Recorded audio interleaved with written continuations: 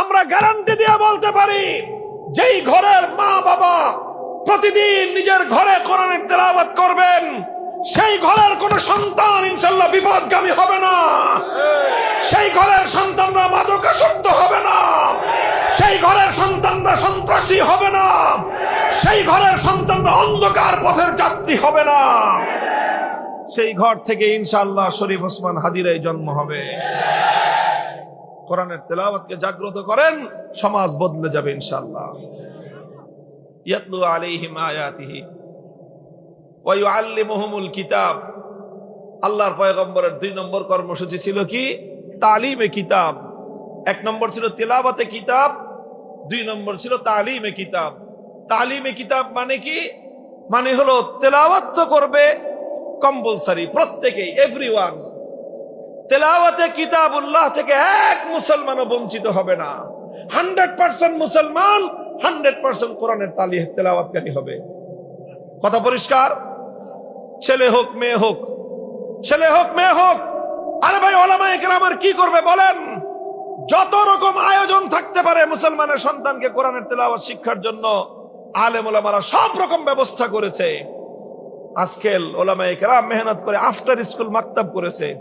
বাচ্চাদেরকে স্কুলে পড়ান, আপনার স্কুল টাইমের সাথে শিডিউল ঠিক রেখে 1 ঘন্টার জন্য বাচ্চাকে আফটার স্কুল মাকতাব নামে সারা দেশব্যাপী এক বিপ্লবী কর্মসূচি চলছে আলেম ওলামাদের নেতৃত্বে। 1 ঘন্টা সময় দেন আপনার বাচ্চাকে। প্রত্যেকটা এলাকায় এলাকায় আফটার স্কুল মাকতাব গড়ে উঠেছে, ওখানে দেন না 1 ঘন্টা। আপনার ছেলে স্কুলে পড়ুক, তারপরে কলেজে পড়বে, ভার্সিটিতে পড়বে, সারা দুনিয়া জয় করবে। আফটার স্কুল মাকতাব 1 ঘন্টা পড়বে, অথবা সবাহি মাকতাব 1 ঘন্টা পড়বে। আর এখন তো আলহামদুলিল্লাহ প্রতিটি মাদ্রাসায় এমন আধুনিক কারিকুলামে আমরা বাচ্চাদেরকে পড়াচ্ছি। এই যে মাদ্রাসা আপনারা দেখলেন এখন প্রদর্শনী, এখানে ছোট ছোট বাচ্চাদেরকে যেই বয়সে আমরা ক্লাস 5 অথবা ক্লাস 3 পর্যন্ত বাচ্চাদেরকে আমরা সাধারণ শিক্ষায় শিক্ষিত করে দিচ্ছি, যে কোনো স্কুলের শিক্ষার্থীদের সাথে আমাদের মাদ্রাসার ক্লাস 3 ছাত্ররা কম্পিটিশন করতে প্রস্তুত। প্রত্যেকটা সাবজেক্টে প্রস্তুত। বাংলা, অঙ্ক, ইংরেজি সহ যতগুলো সাবজেক্ট, প্রতিটা সাবজেক্টে তারা কম্পিটিশন করবে। ইন দ্য মিন টাইম আলহামদুলিল্লাহ কোরআনে কারীমের বিশুদ্ধ তেলাওয়াত, শুধু বিশুদ্ধ তেলাওয়াত নয়, জাতীয় এবং আন্তর্জাতিক পর্যায়ে কম্পিটিশন করার মতো যোগ্যতা সম্পন্ন তেলাওয়াত সে শিখবে। এই মিয়া, হুজুররা আর কি করবে বলেন? আর কি করবে হুজুররা? সব দোষ তো হুজুরদের।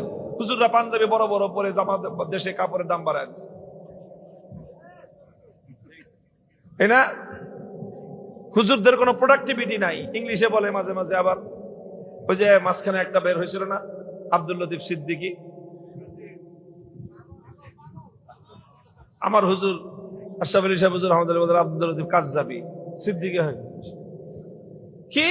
যে হজের কোনো প্রোডাকশন নাই, শুধু রিডাকশন। ইংলিশে বলছে, অনেকে বুঝেন নাই। প্রোডাকশন নাই, রিডাকশন মানে হলো খালি খরচ হয়, আয় নাই। বুঝেন নাই? কয় হুজুররা তো দেশের অর্থনৈতিক উন্নয়নে কোনো ভূমিকা রাখে না। উন্নয়ন কাকে বলা হয়, উন্নয়ন কাকে বলা হয় এবং উন্নয়ন কিভাবে হয়, তার যদি সত্যিকার আলোচনা করতে বসি, ঘন্টার পর ঘন্টা আলোচনা দ্বারা আমরা সাব্যস্ত করে দিতে পারবো তোমাদের লজিক, তোমাদের যুক্তি এবং তোমাদের জ্ঞান বিজ্ঞানের আলোকে যে আলেম ওলামারা এই দেশের, এই সমাজের অর্থনৈতিক উন্নয়নে যেই ভূমিকা তারা পালন করতেছে, যদিও প্রত্যক্ষ নয় তবে পরোক্ষভাবে তাদের যে ভূমিকাটা সমাজের অন্য কোন শ্রেণী এবং পেশার মানুষের এই কন্ট্রিবিউশন নাই। যাই হোক, তেলাওয়াতে কিতাব বাচ্চাদেরকে, প্রত্যেক ব্যক্তি, মুসলমানদের মধ্যে এক ব্যক্তিও থাকবে না যে কোরআনে কারীমের তেলাওয়াত করতে পারে না। মুসলমানদের জাতীয় শিক্ষা ব্যবস্থা এমন হতে হবে, মুসলিম দেশের জাতীয় শিক্ষা ব্যবস্থা এমন হতে হবে, যেই শিক্ষা ব্যবস্থার মাধ্যমে প্রত্যেকটি সন্তান যারাই শিক্ষাঙ্গনে যাবে সর্বপ্রথম অন্যান্য শিক্ষার সাথে কোরআনে কারীমের তেলাওয়াতের বিশুদ্ধ শিক্ষা সে পাবে। প্রাইমারি স্কুলে গানের শিক্ষক নিয়োগ দাও, নাচানাচির শিক্ষক নিয়োগ দাও, কিন্তু আমরা বছরের পর বছর বলে আসতেছি যে প্রাইমারি স্কুল মুসলমানদের ট্যাক্সের পয়সায় চলে, মুসলমানদের সন্তানরা সেখানে পড়ে, মুসলমানদের ট্যাক্সের পয়সায় সেখানকার ভবন তৈরি হয়, টিচারদের বেতন হয়, সব আমাদের ট্যাক্সের পয়সা হয়, অথচ সেই প্রাইমারি স্কুলগুলোতে আমাদের বাচ্চাদেরকে কোরআন শিক্ষা দেওয়ার জন্য না সিলেবাস আছে, না একজন করে শিক্ষক নিয়োগ দেওয়ার দাবি পূরণ করার কোনো ইচ্ছা আছে তাদের। এগুলো বলতেছি আমরা, এই পর্যন্ত বলে যাচ্ছি, এরপরে কিছুদিন পরে আর বলা বলি নাই, এগুলো আমরা বাস্তবায়ন করব। স্কুলগুলো আমরা নিজ হাতে প্রয়োজনে নিজেদের হাতে দায়িত্ব তুলে নেব ইনশাআল্লাহ। এদেশের মুসলমানদের শিক্ষা ব্যবস্থা আল্লাহর কোরআনকে বাদ দিয়ে জাতীয় শিক্ষা কারিকুলাম চলতে পারে না, সামনের দিনে আমরা চলতে দেব না।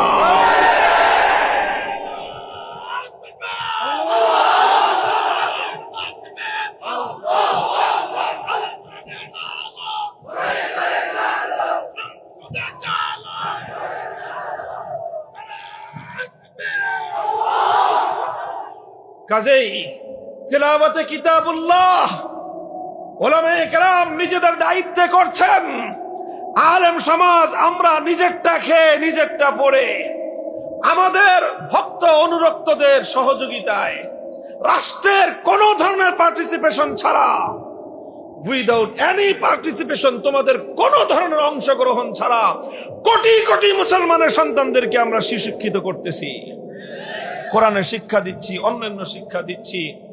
এটা আমরা করতেছি। আমাদের পরবর্তী স্টেপ হলো আমরা তো আমাদেরটা করবো ইনশাআল্লাহ। জাতীয় শিক্ষা কারিকুলাম, প্রাথমিক প্রাইমারি স্কুলগুলো কোরআনী শিক্ষা থেকে শূন্য থাকতে দেওয়া হবে না।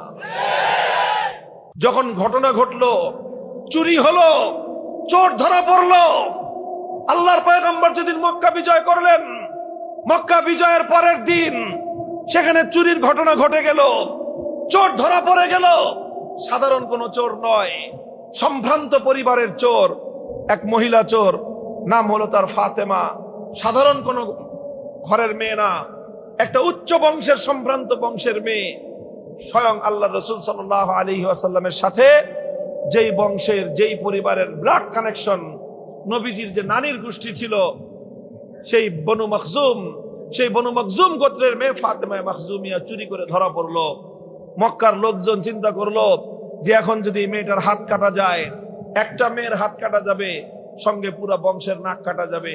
কাজেই যে করেই হোক তদবির করা শুরু করলো যে মেয়েটার যেন হাত না কাটা যায়। তদবির করবে কে?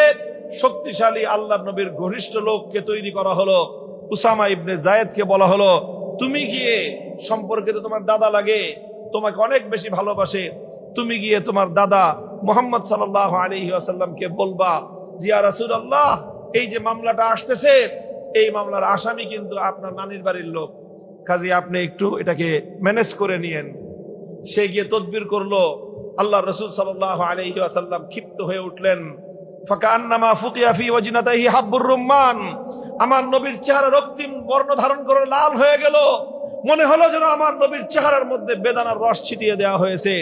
নবীজি উসামাকে ধমক দিলেন, উসামা, আতাশফাউ ফি হাদ্দিম মিন হুদুদিল্লাহ, আল্লাহর কোরআনের বিধান বাস্তবায়ন হবে, তুমি তদবির বাণিজ্য নিয়ে আসছো, খবরদার আর কোনোদিন যেন তোমাকে আমি আল্লাহর কোরআনের কোন বিধান বাস্তবায়নের পথে তদবির করে বাধা দেওয়ার জন্য তোমাকে আমি না দেখি।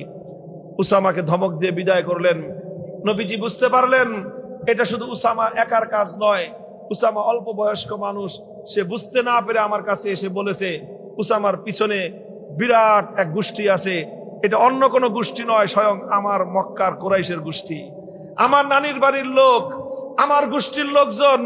তারা মনে করেছে আগে যেরকম নেতার ভাগ্নি চুরি করলে, নেতার পোলা চুরি করলে, নেত্রীর ছেলে চুরি করলে, আপনজনরা চুরি করলে, চেয়ারম্যানের মামু, মন্ত্রীর দুলাভাই, এমপির শালা, এরা অপরাধ করলে তো কোনো শাস্তি নাই।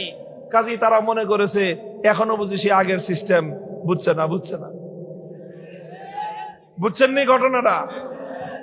আল্লাহর নবী বুঝলেন যে শুধু উসামাকে একা ধমকালে হবে না, এই জাহেলিয়াত মক্কার প্রতিটা মানুষের অন্তরে অন্তরে গেঁথে আছে। আমরা যেই বিপ্লব করেছি, মক্কার মানুষের হৃদয়ের ভিতর থেকে সেই জাহেলিয়াতের শেকড় উপড়ে ফেলতে হবে। নবীজি ফালাম্মা কানাল আশিয়্যু, বিকাল বেলায় আল্লাহর নবী নামাজের পরেই বাইতুল্লাহ কাবা শরীফের সামনে দাঁড়িয়ে গেলেন।